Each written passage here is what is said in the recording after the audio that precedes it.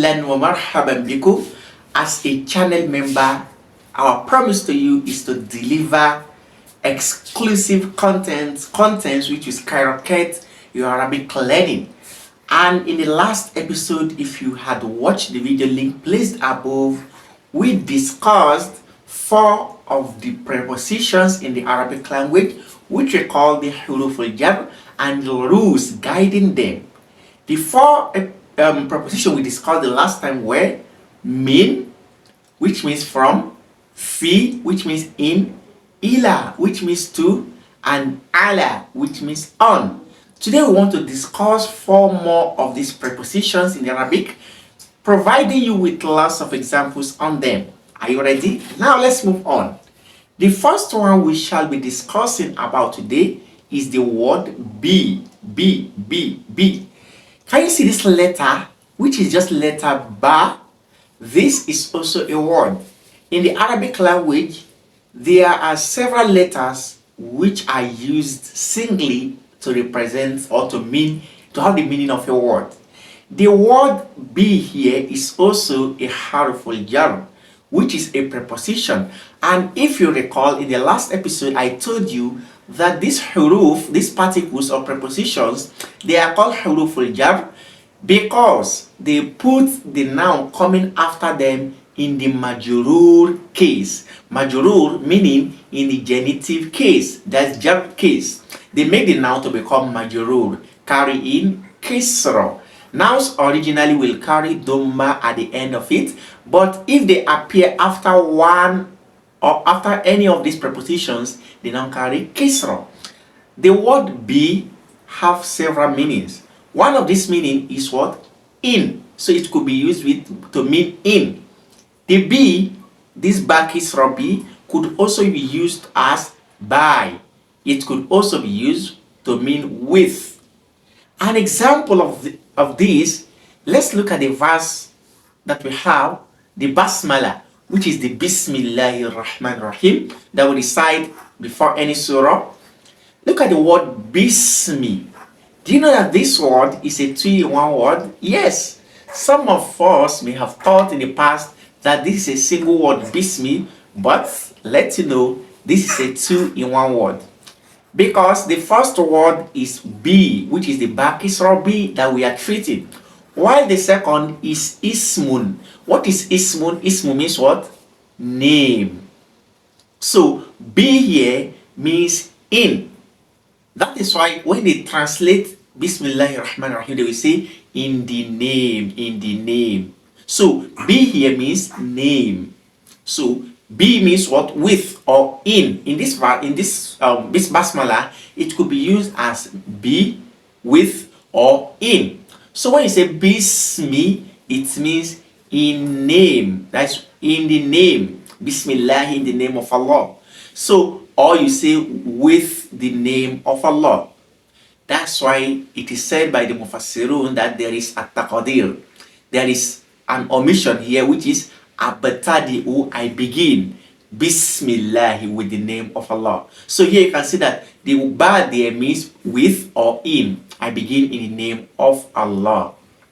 Another example I can give to you, I can say katabtu bil qalami. Katabtu bil qalami. I wrote with the pen. Bil qalami. So be here is coming as with, as to mean with. So bil qalami, al qalamu originally will carry dhamma, but because of the be, since it is a harful jar, it will change it to carry kisra. That's how we have bil qalami. Katabtu, I wrote, bil qalami, with the pen. We also said that the word be could mean by. Like when I say dhahabtu bisayyarati, I went by the car. I went by the car. Bisayyarati, meaning this was the means of transportation I used. The be, I also told you that it means in. Another example I can give to you to clarify this meaning is the sentence U'minu billahi, which means I believe in Allah. You can see billahi, Allahu originally, but because B is coming, it becomes billahi. U'minu billahi. I believe in Allah. So this is for the word be as a preposition. The next preposition we have is the word an. Ain fatha a, then nun sukun. And this word also have several meanings. The first is that the word means about or concerning, and it could also be used to mean away or from, that is away from. Let me give an example on the about. I can say atahaddathu anil imtihani.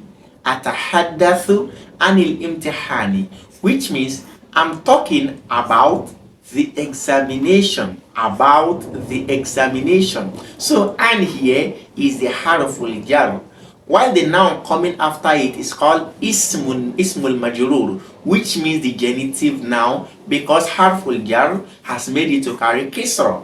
So atahaddathu anil imtihani, I'm talking about the examination. Now an originally has sukun. How come it becomes anil imtihani? This is because of iltiqa'u sakinain, which I told you the last time, the coming together of two sukun. Because an ends with sukun and al imtihan also begins with sukun, because the lam there begins with sukun. So anil, it will not be easy for pronunciation, so you rather change the first one to carry kisra. That is why we came up with anil imtihani. Atahaddathu anil imtihani, I'm talking about the examination. I can also say atahaddathu anil nataiji, I'm talking about the anil nataiji, I'm talking about the results. Can you see? MashaAllah. So an, we said it means about, we have used it as about here. And we also said an means away from or from. Like I can say, ibta'id anisharri. Ibta'id anisharri, which means stay away from evil. Ibta'id, stay away, and or distance yourself, anisharri, away from evil. Distance yourself from evil. Ibta'id anisharri. You can see. So an could be used in this way. MashaAllah. The next preposition we have is the word ka. Can you see? Ka alone as a letter is also a word. And this word can be used to mean as or like, to liken something. An example, when I say anta kal asadi. Anta, you. Kal asadi. What is asad? Asad means lion. Anta kal asadi, it means you are like the lion. Anta kal asadi, you are like the lion. Anta kal asadi. So when the car came, al asadu originally be now turned to al asadi. This is the work of huruf al jar. So anta kal asadi, you are like a lion. I can also say takallam karrajuli, speak like a man. Speak as a man we speak. Takallam karrajuli. So ka, like a man. Karrajuli. In the Quran you say kalladhi. Ka, like. Karrajuli. MashaAllah. Now the last preposition we shall discuss today is li. Can you see? The three of the operations you have discussed today, they are all single letters. The lam kesra li has even a lot of meanings. But let's use it for a single meaning here, which means for. So li means for or belong to. For or belong to. I can say hadhal kitabu. This book li hamidin is for Hamid. Can you see? Li hamidin is for Hamid. So when li came, the next noun carries sukun, carries kesra. So that's why we say hadhal kitabu, this book, li hamidin is for Hamid. I can also say hadhal maktaba lil muslimin. This library is for the Muslims. Can you see? Now, the word li means this. So I can also say هذه الحقيبة لفاطمة. This bag is for Fatima. Now you will be questioning me that why is Fatimata coming and not Fatimati? This is because all proper nouns for females, ending with this style marbuta, especially, do not carry kisra. So you will not see li fatimati. Rather, where they are supposed to carry kisra, their kisra will be replaced by fatha. That is why in the hadith of the Prophet sallallahu alaihi wasallam, you will hear an aishata. Can you see? An aishata and fatimata. Do you understand? MashaAllah. So, whenever a preposition is coming before the name of a female, such name will not be carrying Kisra. Instead, Fatha will replace it. We ask Allah subhanahu wa ta'ala to grant us understanding. Make sure you revise and try to use each of these prepositions in your daily conversations, trying to bring lots of sentences from your own formation. And when you try this, by the time you start listening to the native speaker of the language, or you try to read scripts, try to recite the Quran, the meaning of these particles will be coming in gradually. And before you know, you would have gathered wealth of knowledge without much effort. We ask Allah subhanahu wa ta'ala to grant you better knowledge than we have tried to present it to you. Until we come back again, Assalamu alaikum.